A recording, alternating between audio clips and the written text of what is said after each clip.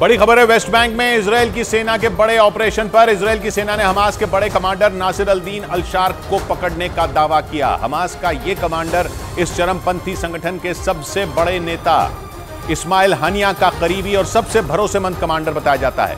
Israel का दावा है कि इस्माइल हानिया विदेश में रहते हुए अपने इसी भरोसेमंद कमांडर के जरिए गाजा पट्टी से इजराइल के खिलाफ साजिश रचता था और फिर उसे अंजाम भी देता था। लेकिन जंग के 24वें दिन इजराइल की सेना ने वेस्ट बैंक के शहर नाब्लूस में नासिर अल-दीन अल-शार को पकड़कर हमास को तगड़ी चोट पहुंचाई और माना जा रहा है कि हमास के इस कमांडर की गिरफ्तारी के बाद विदेश में छिपे इस्माइल हानिया को बड़ा झटका लगा। इस्माइल हानिया हमास का न सिर्फ सबसे बड़ा नेता है बल्कि इस चरमपंथी संगठन पर पूरी तरह उसका ही कंट्रोल है और उसकी मर्जी के बिना हमास में एक पत्ता तक नहीं हिलता। मतलब इस्माइल हानिया हमास का वो चेहरा है जिसकी तलाश में इजराइल की खुफिया एजेंसी मोसाद के एजेंट गाजा पट्टी से लेकर दुनिया के अलग अलग देशों की खाक छान रहे हैं। इजराइल के मीडिया के मुताबिक इस्माइल हानिया को इजराइल अपना सबसे बड़ा दुश्मन मानता है, क्योंकि आरोप है कि उसी के इशारे पर 7 अक्टूबर को इजराइल पर 5000 रॉकेट और मिसाइलों से बारिश की गई थी और हमास के लड़ाकों ने इजराइल में घुसकर यहूदियों के खून से वहां की जमीन को लाल कर दिया था। दक्षिणी इजराइल के किबुत्ज रहीम इलाके में तो हमास ने एक साथ 250 लोगों की हत्या कर दी थी। लेकिन जंग के 24वें दिन इजराइल की सेना ने हानिया के सबसे करीबी और भरोसेमंद कमांडर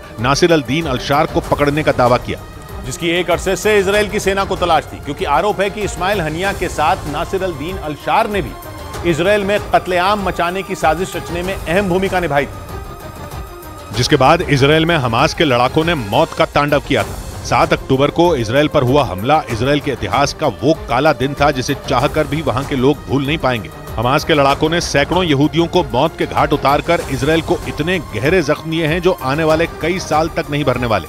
इजराइल के अखबार द टाइम्स ऑफ इजराइल का दावा है कि हमास ने 7 अक्टूबर को इजराइल पर हमले के लिए करीब 2 साल तक प्लानिंग की थी और उस दौरान बातचीत के लिए हमास के नेताओं ने मोबाइल का नहीं बल्कि लैंडलाइन का इस्तेमाल किया था, ताकि मोसाद के एजेंटों को इसकी भनक तक न लगे। आरोप है कि इस्माइल हानिया ने विदेश में बैठकर अपने भरोसेमंद कमांडर नासिर अल-दीन अल-शार के साथ मिलकर इस हमले की प्लानिंग की थी और 7 अक्टूबर को हुए हमले के बाद से ही हमास का कमांडर और हानिया का करीबी नासिर अंडरग्राउंड हो गया था, क्योंकि उसे यह बात अच्छी तरह पता थी कि इतने बड़े हमले के बाद इजराइल चुप बैठने वाला नहीं है और वो हमास के एक एक कमांडर को ढूंढ निकालने और उसे मार गिराने के लिए अपनी पूरी ताकत झोंक देगा। इसी वजह से इस्माइल हानिया का दाहिना हाथ माने जाने वाला नासिर अल-दीन अल-शार अंडरग्राउंड हो गया था, लेकिन वो गाजा पट्टी में नहीं बल्कि वेस्ट बैंक के शहर नाब्लूस में छिपा हुआ था। और इजराइल की मीडिया का दावा है कि 7 अक्टूबर के बाद से नासिर अल-दीन अल-शार लगातार ठिकाने बदल रहा था। दावा यह भी किया गया कि वो इजराइल से बचने के लिए फोन तक का इस्तेमाल नहीं कर रहा था। पकड़े जाने के डर से वो एक ठिकाने पर एक दिन से ज्यादा नहीं रुक रहा था। इसी तरह करीब 20 दिन तक हानिया का करीबी नासिर अल-दीन अल-शार इजराइल की खुफिया एजेंसियों से बचता रहा। लेकिन जंग के 24वें दिन इजराइल की सेना ने उसे वेस्ट बैंक के नाब्लूस शहर से ढूंढ निकाला। इजराइल की मीडिया का दावा है कि हमास का टॉप कमांडर नासिर लगातार विदेश में बैठे इस्माइल हानिया के संपर्क में था, जो इसे इजराइल की खुफिया एजेंसियों से बचने में मदद कर रहा था। इजराइल के अखबार द टाइम्स ऑफ इजराइल के मुताबिक इस्माइल हानिया अपने भरोसेमंद कमांडर नासिर अल-दीन अल-शार को बचाने की हर मुमकिन कोशिश में था। दावा यह भी है कि हानिया वेस्ट बैंक में छिपे अपने इस करीबी को लेबनान भगाने की फिराक में था। लेकिन हानिया की प्लानिंग पर तब पानी फिर गया जब इजराइल को नासिर अल-दीन अल-शार के वेस्ट बैंक के नाब्लूस शहर में छिपे होने का पता चल गया।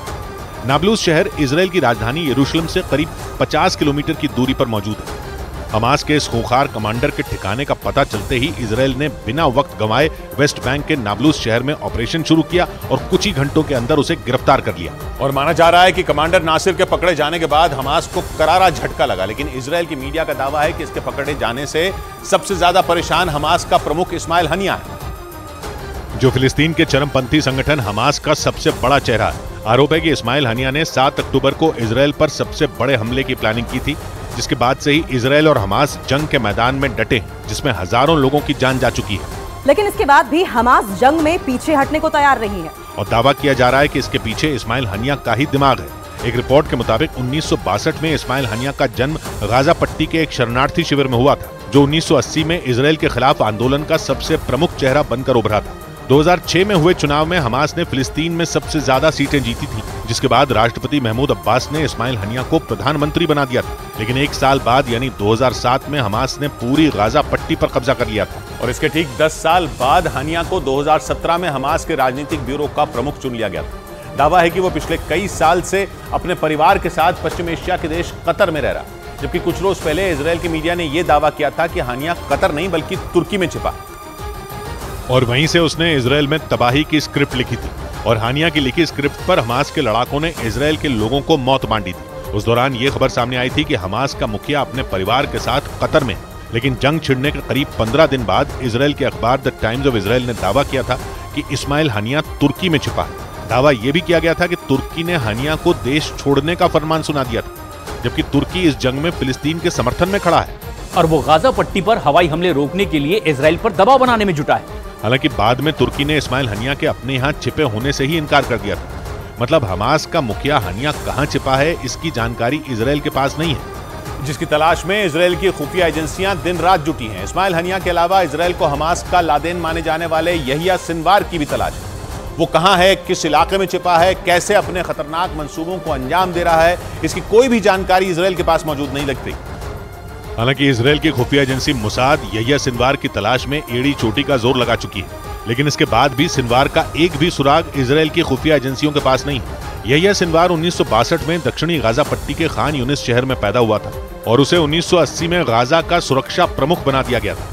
सिनवार करीब 24 साल तक इजरायल की जेल में बंद रहा था, लेकिन 2011 में हमास ने इजरायली सेना के एक सैनिक के बदले उसे जेल से रिहा करा लिया था और रिहाई के बाद से ही यहिया सिनवार इजरायल के लिए चुनौती बन गया था। 2015 में अमेरिका समेत कई पश्चिमी देशों ने उसे आतंकी घोषित कर दिया। क्रूरता और बर्बरता का आरोप लगाते हुए इजरायल की सेना उसे खान यूनिस का कसाई कहती है और इजरायल का मानना है कि सिनवार खूंखार आतंकी ओसामा बिन लादेन से भी ज्यादा खतरनाक है। इजरायल के अखबार द टाइम्स ऑफ इजरायल के मुताबिक हानिया और सिनवार के अलावा इजरायल को हमास के 4 बड़े नेताओं की तलाश है, जिनमें पहला नाम मोहम्मद दईफ का है, जो हमास की सैन्य शाखा अल कासम ब्रिगेड का प्रमुख है। इजरायल के मीडिया का दावा है कि दईफ की अगुवाई में ही अल कासम ब्रिगेड के लड़ाकों ने इजरायल में घुसकर वहां शवों का ढेर लगा दिया था। एक रिपोर्ट के मुताबिक दईफ को इजरायल कई बार मारने की कोशिश कर चुका है, लेकिन वो हर बार बच निकला।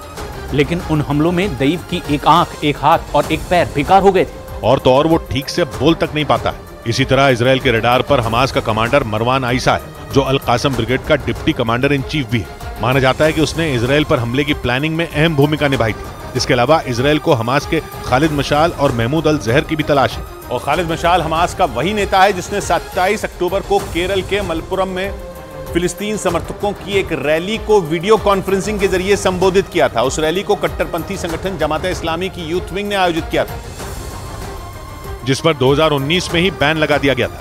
इसी संगठन के यूथ विंग ने 27 अक्टूबर को केरल के मलप्पुरम में फिलिस्तीन के समर्थन में एक रैली का आयोजन किया था। उसी रैली को हमास के पूर्व प्रमुख खालिद मशाल ने वीडियो कॉन्फ्रेंसिंग के जरिए संबोधित किया था। एक रिपोर्ट के मुताबिक उस रोज अपने संबोधन में मशाल ने फिलिस्तीन के नागरिकों के लिए एकजुट होने की अपील की थी। उसने आरोप लगाया था कि हमास से बदला लेने की आड़ में इजरायल गाजा को मिटा देने पर तुला है, लेकिन खालिद मशाल के रैली को संबोधित करने पर भारत ने सख्ती दिखाई। वहां पर हमास के आतंकवादी संगठनों के तकरीर करते हैं और वहां की सरकार कार्रवाई नहीं करती। इससे पहले भारत सरकार ने हमास का समर्थन करने वालों को कड़ी कार्रवाई की चेतावनी दी थी, लेकिन इसके बाद भी खालिद मशाल ने फिलिस्तीन के समर्थन में केरल में हुई रैली को संबोधित किया।